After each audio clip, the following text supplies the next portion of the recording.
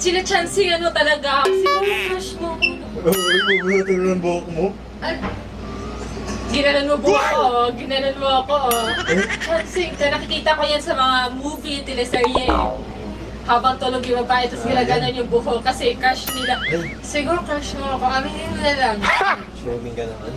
Di, aminin mo na lang. Kasi feel ko, crush mo ako, no? Tulog. Di, aminin mo na lang. Okay lang naman kasi. Hindi. Sige na. Kami nang galing. Sinachansingan niya talaga. Pakipot. Ayaw pa umami. Alam niyo guys, napapadalas na yung pang-aasar niya sa akin. Napag-tip niya sa akin. Kaya feel ko crush niya ako. Hindi ba ganun yun guys? Pag pinagtitipan mo yung isang tao, ibig sabihin may gusto ka. Torpe kasi siya, torpe. Alam niyo ba ng araw, mapapaamin din niya. Paamin din niya.